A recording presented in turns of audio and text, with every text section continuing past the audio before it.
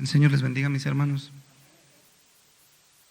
Gracias a Dios por la vida de la iglesia, gracias a Dios por cada una de sus vidas y la mía propia.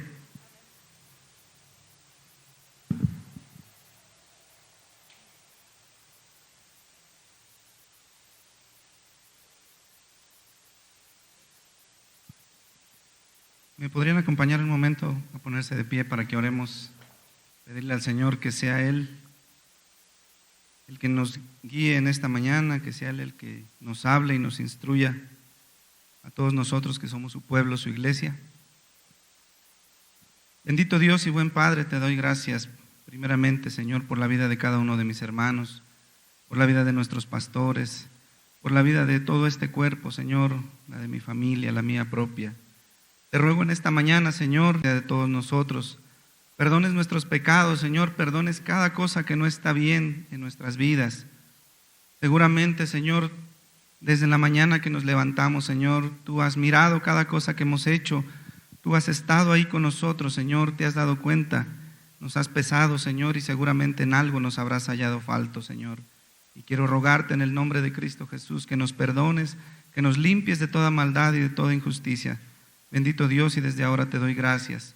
Rogándote también, Señor, que seas en este momento con cada uno de mis hermanos, bendiciendo sus vidas. Si alguno viene con algún problema, alguna aflicción, alguna queja, algún dolor por alguna enfermedad, Señor, que tu mano de bendición sea en este momento con cada uno de ellos y les des paz, Señor, para escuchar con alegría y con gozo tu palabra, Señor. Que tú te glorifiques en lo que vamos a hacer aquí, Señor. Que tú utilices mi vida únicamente para tu gloria, Señor, y que reprendas toda la palabra de hombre y la palabra ociosa, Señor. En el nombre de Jesús caiga por tierra. Yo te doy gracias, Señor, y te alabo desde este momento, en el nombre de Cristo Jesús. Amén.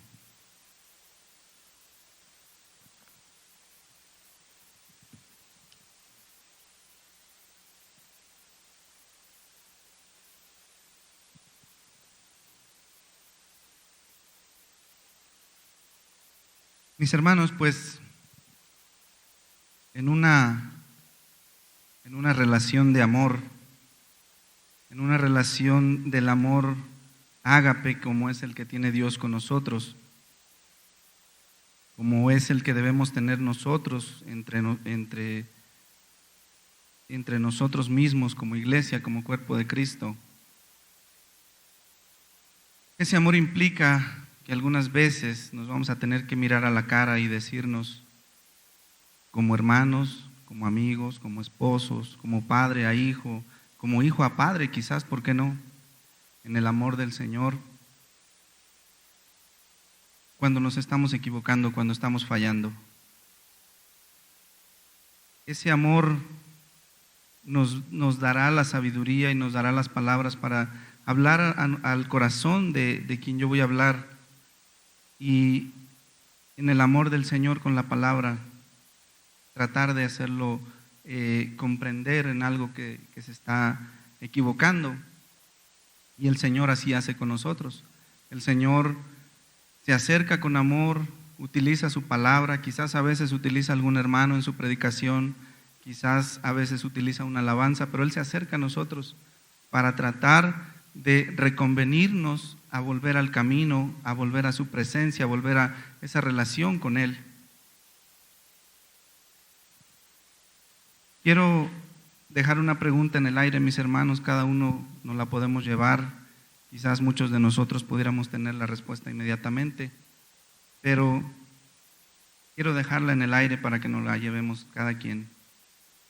¿Cuándo fue la última vez que Dios me mostró que había algo malo en mi vida y tomé las medidas necesarias, aunque fueran dolorosas, para corregir ese error? Y quiero, hermanos, si me acompañan al libro de los Jueces, al capítulo 3. Quizás muchos de nosotros hemos oído, quizás es la primera vez que escuchamos de este varón que se llama Ahod, es uno de los jueces, en el capítulo 3.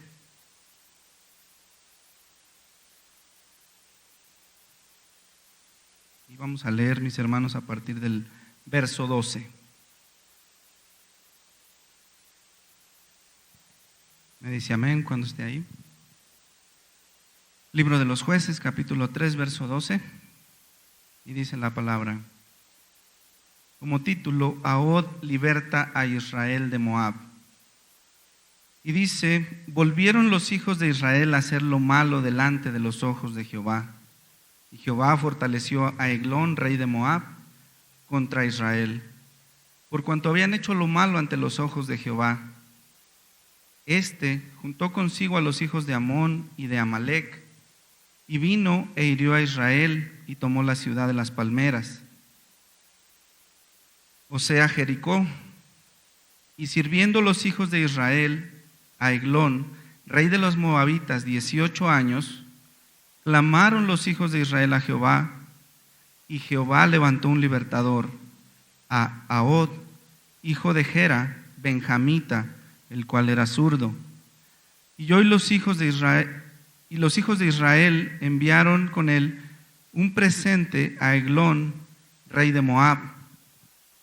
Y Ahod se había hecho un puñal de 2 filos, de un codo de largo, y se lo ciñó debajo de sus vestidos a su lado derecho. Y entregó el presente a Eglón, rey de Moab. Era Eglón, hombre muy grueso. Y luego que hubo entregado el presente, despidió a la gente que lo había traído. Mas él se volvió desde los ídolos que están en Gilgal y dijo, Rey, una palabra secreta tengo que decirte. Él entonces dijo, Calla. Y salieron de delante de él todos los que con él estaban, y se le acercó a Ahod, y estando él sentado solo en su sala de verano, y Ahod dijo, tengo una palabra de Dios para ti. Él entonces se levantó de la silla. Entonces alargó Ahod su mano izquierda y tomó el puñal de su lado derecho, y se lo metió por el vientre, de tal manera que la empuñadura entró también tras la hoja, y la gordura cubrió la hoja, porque no sacó el puñal de su vientre, y salió el estiércol. Y salió Ahod al corredor, y cerró tras sí las puertas de la sala, y las aseguró con el cerrojo. Cuando hubo Ahod salido, vinieron los siervos del rey, los cuales, viendo las puertas de la sala cerrada, dijeron, sin duda él encubre sus pies en la sala de verano. Y habiendo esperado hasta estar confusos, porque él no abría las puertas de la sala, tomaron la llave y abrieron, y aquí su señor caído en tierra muerto. Mas entre tanto ellos se detuvieron. Ahod escapó y pasando los ídolos se puso a salvo en Seirat, y cuando había entrado tocó el cuerno en el monte de Efraín, y los hijos de Israel descendieron en el monte, y él iba delante de ellos. Entonces les dijo, seguidme, porque Jehová ha entregado a vuestros enemigos los moabitas en vuestras manos. Y descendieron en pos de él, y tomaron los vados del Jordán a Moab, y no dejaron pasar a ninguno. Y en aquel tiempo mataron de los moabitas como a 10,000 hombres, todos valientes y todos hombres de guerra, no escapó ninguno. Así fue subyugado Moab aquel día bajo la mano de Israel, y reposó la tierra 80 años. Mis hermanos, perdón por la lectura tan larga, pero es necesario poner un poquito los antecedentes, lo que estaba pasando en ese momento. Comienza diciendo la palabra de Dios que el pueblo de Israel volvió a pecar. Ya en este momento el pueblo de Israel estaba en la tierra, ya había pasado la conquista, ya habían pasado las guerras de la conquista, y estaba, digamos, en un tiempo de paz. Pero debido a que no echó afuera a todos los enemigos que estaban en la tierra de Canaán, no se esforzó hasta el último momento para echar hasta el último enemigo fuera, quedaron ahí algunos, y al estar conviviendo con ellos, estos hijos del pueblo de Dios empezaron a contaminarse, a dar a sus hijas en matrimonio, a los hijos de los cananeos y viceversa, y esa relación les provocó que en algún momento desearan la adoración a los ídolos cananeos. Los hijos de Israel hicieron lo malo ante los ojos de Jehová. Primeramente menospreciaron al Dios que les había sacado de la tierra de Egipto, que los había sacado desde la esclavitud. Se volvieron a los ídolos cananeos como si nunca hubieran conocido al Señor, como si no conocieran que por Él estaban ahí en ese lugar. Se dieron ante la tentación, ante las situaciones dentro del culto de adoración de los dioses paganos. Había cosas por ahí que les atrajeron. Y viendo un poquito esa parte, mis hermanos, de repente hoy en día se ven muchas cosas en otros lugares, en otras congregaciones, que hacen que la gente, los hijos de Dios, quiera decir: yo voy para allá, yo voy allá a aquella congregación porque allá sí hacen esto, porque allá sí me dejan hacer aquello. Novedades que no están escritas en la palabra, pero las hacen en otros lugares, y a veces como hijos de Dios dicen: es que eso se ve bonito. Pero si es algo que no es parte de la adoración a Dios, que no es parte de la instrucción de la palabra, a final de cuentas es algo vano que no va a edificar a nadie. Aunque en otras iglesias se vea un espectáculo, pues digamos, como una puesta en escena de un concierto, una obra teatral, no sé. Hay muchas cosas que están haciendo por allá afuera, que suenan más a espectáculos que a una adoración, un culto de alabanza al Señor. Y a veces nos podemos sentir atraídos allá. Mucha gente está cediendo ante esas tentaciones, está cediendo ante esa, ¿cómo le podríamos decir? Ante esa pompa y majestuosidad de algunas otras congregaciones.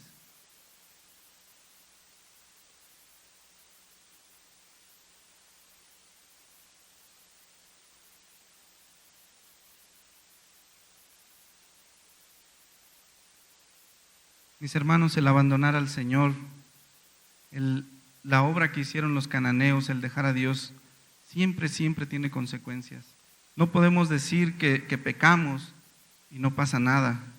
Nos podemos arrepentir, nos podemos volver al Señor, pedirle perdón, pero siempre ese pecado, ese desviarnos del Señor, siempre nos va a dejar alguna consecuencia.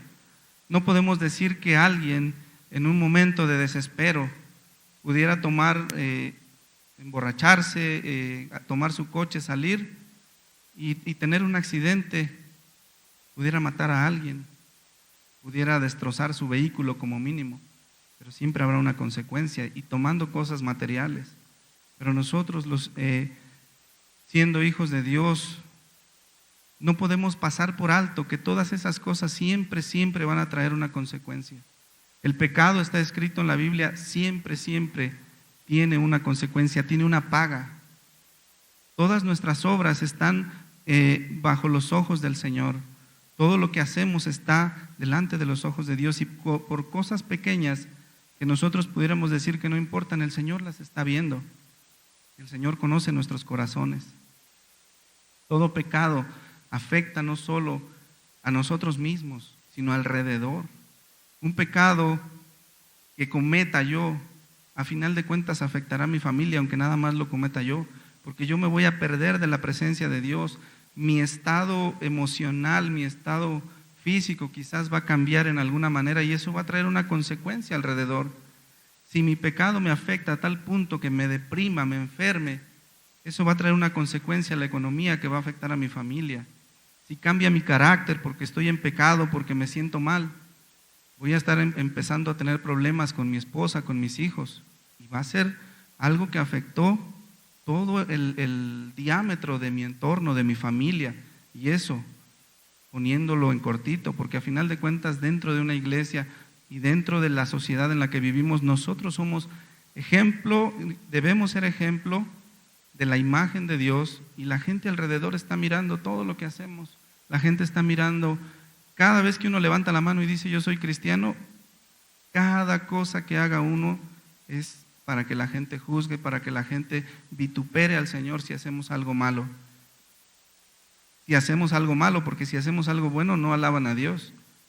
Si hacemos algo bueno por la misericordia de Dios que nos ha capacitado para hacerlo, dicen, esta persona es un buen hombre, pero no le dan la gloria a Dios. Sin embargo, si hacemos algo malo, luego empiezan, y eso que es cristiano, y eso que dice que es hijo de Dios y que está bien cerca de Dios. Cada pecado, mis hermanos, cada cosa tiene consecuencias. Y dice aquí que para los israelitas fueron 18 años, mis hermanos.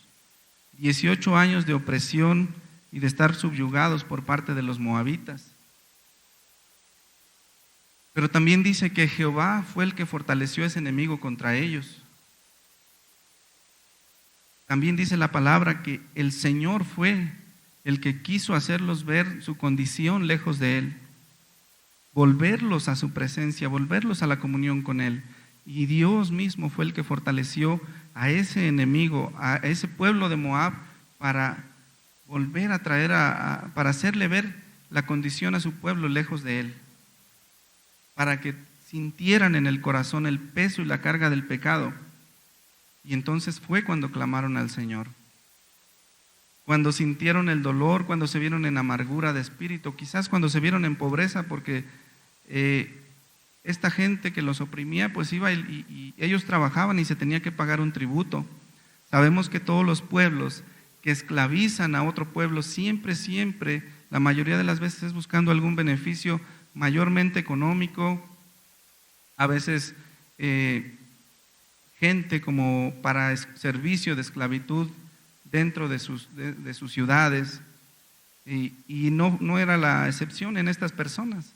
Les exigían un tributo, les exigían un impuesto a este pueblo de Israel, y generalmente eran impuestos gravosos, impuestos difíciles de pagar, que implicaban que a veces no podían pagarlo, y entonces enviaban a sus ejércitos a quitarle todo lo que tenían. Y 18 años de esa opresión fueron lo que hizo al pueblo de Israel entonces alzar su voz y clamar al Señor. Y dice que Dios también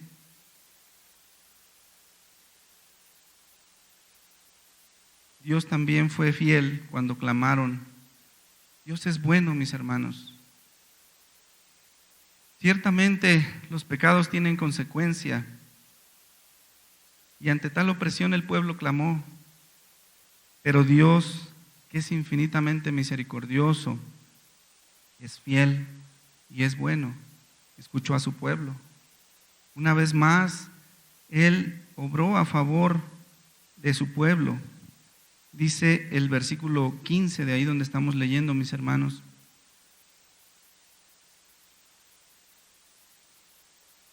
y clamaron los hijos de Israel a Jehová, y Jehová levantó un libertador, a Ahod, hijo de Gera, benjamita. Benjamín, mis hermanos, era el hermano menor de toda la familia, de todos los hijos de Jacob. Benjamín era el más chico, era hermano de José. Y en esas culturas y por aquellos lugares, siempre la mayor beneficio, como la mayor autoridad, siempre era de parte de los hermanos mayores. Un poquito antes, en el capítulo 2, por ahí vemos a otro juez que se llamaba Otoniel, y ese era de la familia de Judá, que era el hermano mayor, que era de los hermanos más grandes. Y ahora vemos el Señor usando, que no se detiene por la persona que va a usar. Él usa a quien sea, mis hermanos. Primero usó a uno de la familia del hijo mayor, y ahora vemos usando a un descendiente de Benjamín, que era el hermano menor de toda la familia de Jacob. El Señor es el que tiene el poder, el que tiene la gracia, la misericordia, y es Él únicamente el que puede hacer uso de todos esos vasos de barro que somos nosotros, que en este caso era Ahod, y menciona ahí que era zurdo, que pudiera verse como un defecto.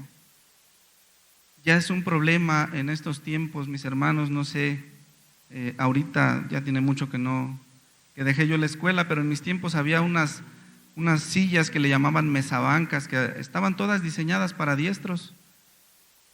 Estaba la silla y tenía la paleta de un lado, y todos diseñados para que escribir con la derecha.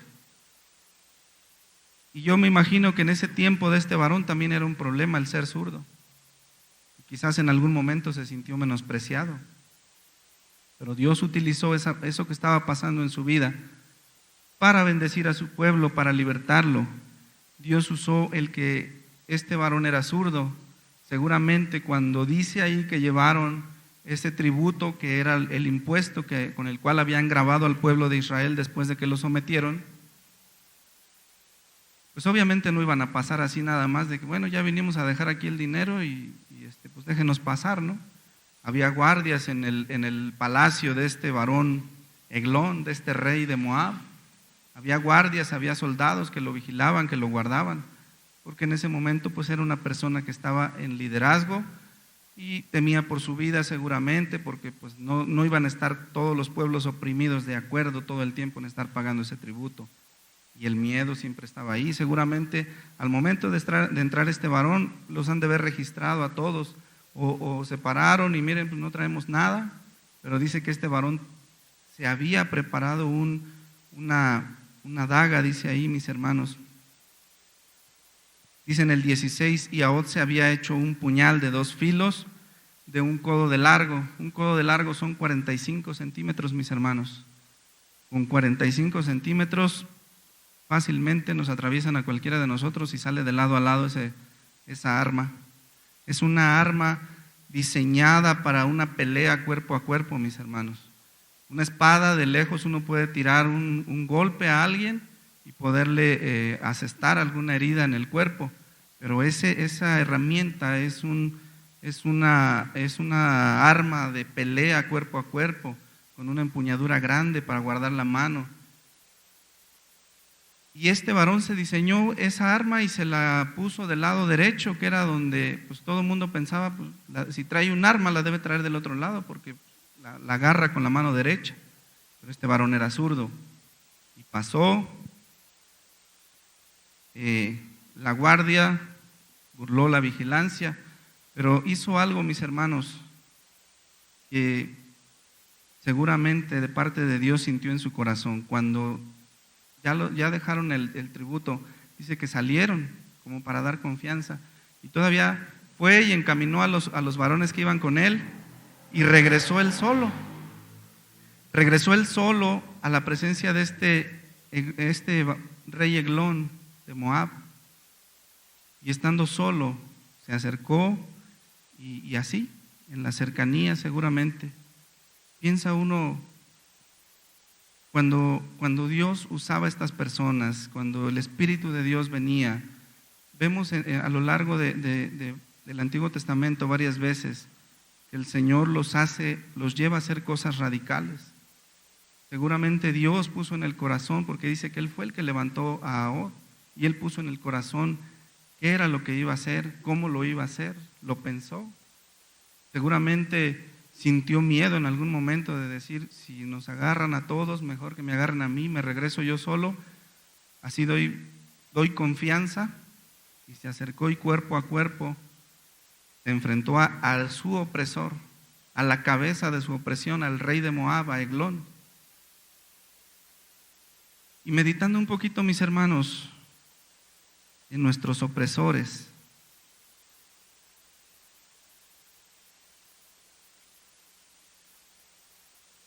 Dios toma las medidas necesarias, mis hermanos, tan severas como sean necesarias. Si algún trabajo quizás nos está causando que pequemos, que nos alejemos, y en su amor Él está viendo que nos puede afectar, quizás seguramente vamos a perder ese trabajo. Pudiéramos perder una amistad que nos está afectando. Pudiéramos perder un coche si este coche nos está haciendo motivo de pecado. Si mi orgullo es mi coche, puede ser que en un accidente, en un 2x3 se va, mis hermanos. Algún bien material.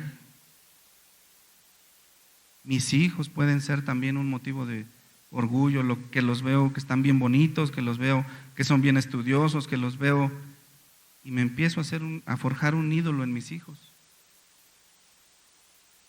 Siendo que yo debo entender que si mis hijos están siendo buenos estudiantes, Dios está derramando su misericordia y su bendición, y es Dios el que merece la gloria y el agradecimiento porque les está dando bendición.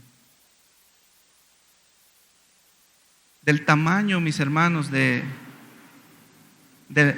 pecado, de la severidad del tropiezo, Dios va a tomar las medidas necesarias, y fue necesario darle el valor, la inteligencia, la idea a este varón para acercarse y cuerpo a cuerpo enfrentar a ese hombre que dice que era un hombre grueso. Podemos imaginarnos muchas cosas, cómo haya sido la situación. Quizás se acercó y le tapó la boca y en ese momento le encajó el puñal para que no gritara y lo descubrieran.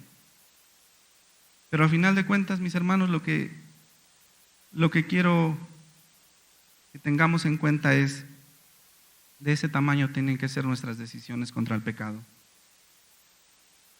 Hace rato en la pregunta mencionaba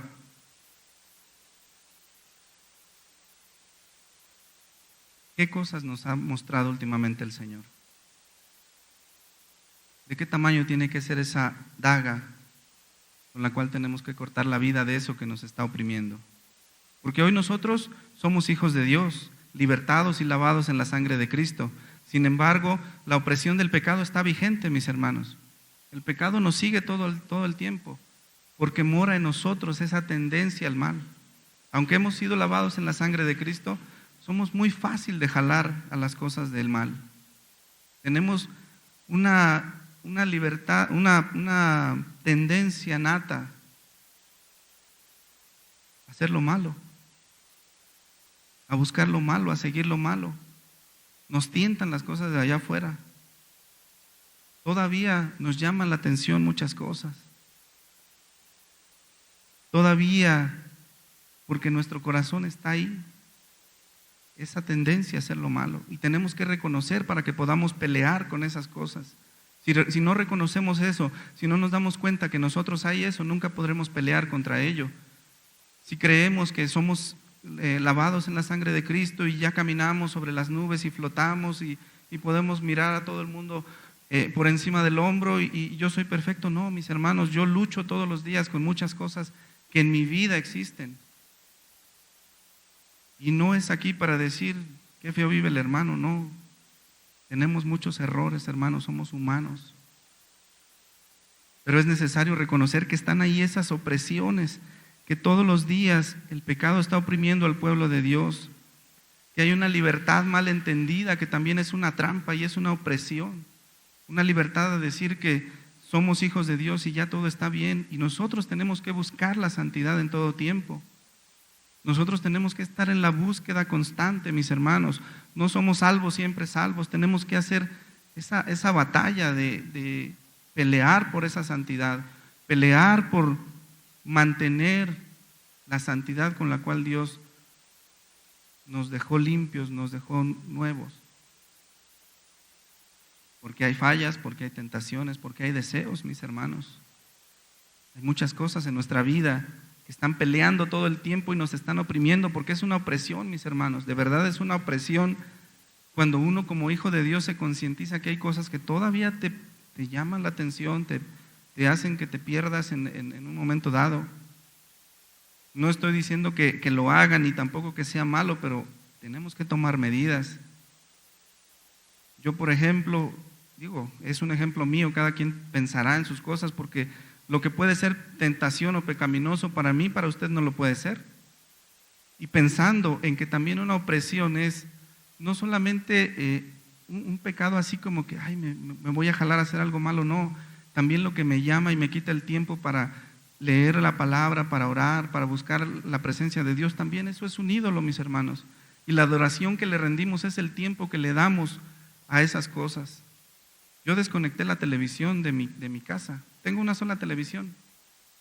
Y la desconecté porque yo me pierdo con un programa de cocina, me pierdo con un documental, me puedo quedar horas viendo documentales de lo que sea, de cocina, me gustan los documentales de bosques, de desiertos, de mares. Y me puedo perder horas viendo documentales y dejar lo que a vida me lleva. Sí aprecia uno mucho las cosas de Dios, pero hay un tiempo, mis hermanos, vemos un documental y nos vamos a otra cosa, a seguir con nuestra vida en Cristo.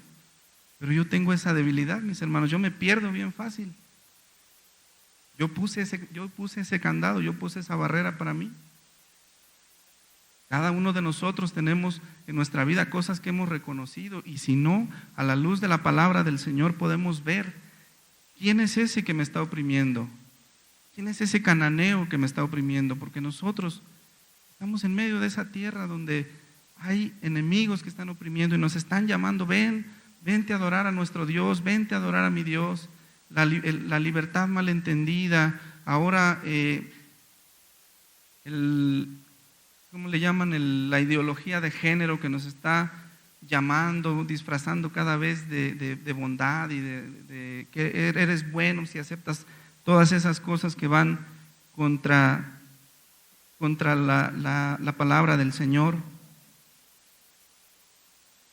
Pero mis hermanos, están esos opresores están ahí en medio de nosotros viviendo cada día.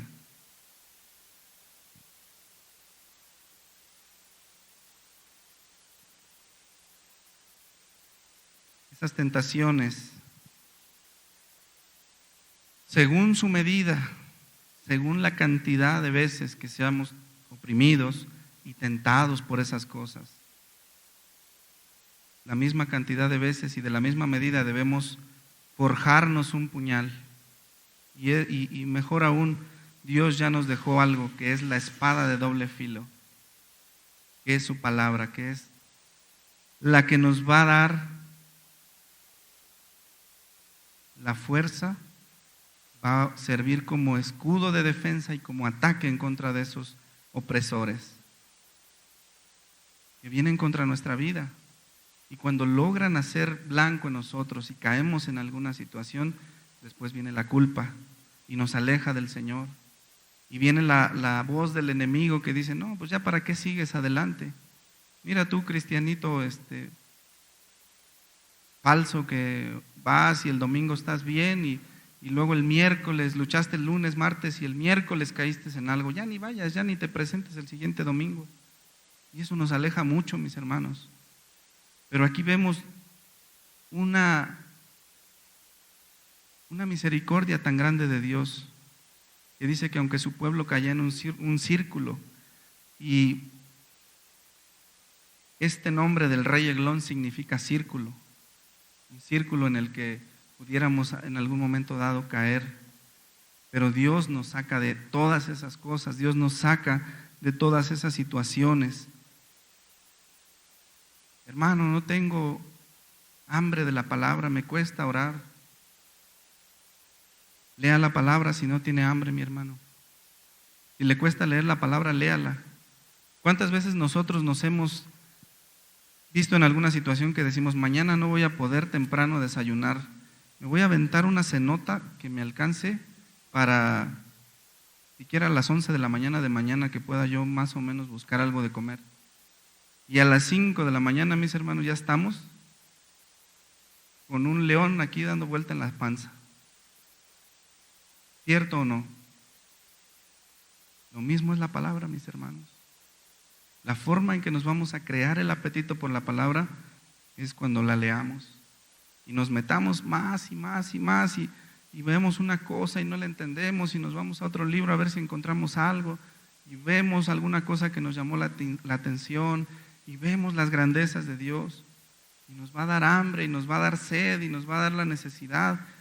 Y más aún cuando viene la palabra y nos contrasta con algo que estamos haciendo mal, entonces viene el arrepentimiento y viene, Señor, ¿qué voy a hacer? Señor, ¿cómo hago? ¿Qué hago? Dime. Y aquí está otra vez la respuesta. Cuando algo en mi vida lo entiendo, cuando el Señor me hace ver, me has dejado a mí. El Señor alguna vez le dijo a su pueblo, hiciste gran pecado, te cavaste cisternas huecas y me dejaste a mí, que soy fuente de agua viva. A veces en nuestras fuerzas y muchas veces ese es un pecado que yo creo, porque lo vivo en mi persona y lo he visto varias veces, que en nuestras fuerzas queremos hacer muchas cosas, mis hermanos, confiando en que, yo ya conozco la palabra, yo ya soy cristiano, entonces ahora voy a caminar y enfrentarme así al mundo y a las tentaciones. Y mis hermanos, así no funciona. No fuimos creados de esa manera, ni fuimos habilitados para esa cosa. Ante la opresión y el ataque del pecado sobre nuestras vidas, no podemos quedarnos quietos. No podemos actuar a la ligera, tenemos que ir a la palabra y buscar las herramientas que nos dejó el Señor para que peleemos contra esa opresión y contra ese ataque del enemigo.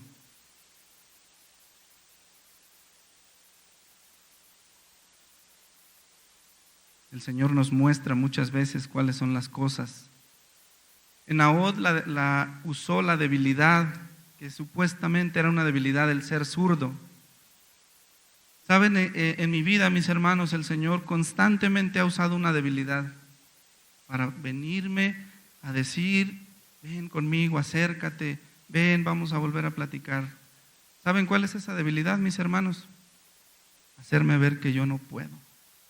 Hacerme ver lo inútil que soy cuando lo trato de hacer en mis fuerzas. Hacerme ver que en mis fuerzas, en lo que yo sé, porque muchas veces eso hacemos, mis hermanos. Confiamos, nos enorgullecemos en que podemos, en que sabemos. Ya conozco la palabra, ya sé cómo funciona este tema. No, mis hermanos, la palabra es viva. La palabra es fuente de vida y cada vez que uno lee la palabra nos habla a la situación de nuestra vida presente. Aunque hayamos pasado ya antes por ese pasaje, si nuestra vida en este momento necesita algo de esa palabra, es fuente de vida, mis hermanos. Y muchas veces me ha mostrado y he usado esa debilidad conmigo. Cada uno de nosotros podrá ver a la luz de la palabra qué ha usado el Señor, qué debilidad está usando en cada uno de nosotros para seguirnos trayendo a sus brazos de misericordia, mis hermanos. Esa es una debilidad que indefectiblemente yo la veo. El Señor todos los días me muestra que sin Él no puedo, mis hermanos. El Señor me muestra a veces de una forma tan grotesca mis debilidades, me enseña mis grandes faltantes y huecos, que no puede hacer uno más que correr y decirle: Señor, aquí estoy. Lléname con tu gracia, lléname con tu misericordia, perdóname. Perdona esa maldad, confiar en mí, querer hacerlo en mis fuerzas. Es necesario, mis hermanos, que cada uno de nosotros, conociendo ese opresor, sabiendo cuál es esa debilidad, hagamos esa arma, mis hermanos, la forjemos y nos levantemos en esa lucha cara a cara, cuerpo a cuerpo, contra ese pecado. Yo me atrevo a decir que la mayoría de nosotros conocemos cuál es eso que nos está oprimiendo. La palabra nos da luz para saber qué cosas son pecaminosas, qué cosas al Señor le desagradan. Y ya tan solo de entrada el Señor, todas las cosas que hacemos, primeramente las hacemos, todo pecado es en contra de Dios. Primero es hacia arriba, es a la presencia de Dios. Y también hacia nuestros lados, al hermano, a la hermana, al esposo, a la esposa, al hijo. Incluso la palabra de Dios dice que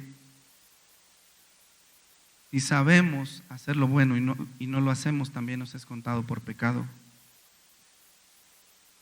Ya tenemos un grande problema, mis hermanos. La oración es algo bueno. Cada cuanto yo oro.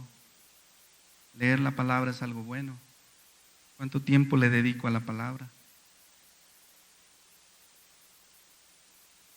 Cantar alabanzas es algo bueno. En mi casa canto alabanzas. Cuando voy camino al trabajo. Cuando estoy solo en mi trabajo. Ya dejando de lado todas las cosas malas que por ahí puedan estar aquejando nuestra vida. El orgullo, el ego, la ira, la contienda, la envidia.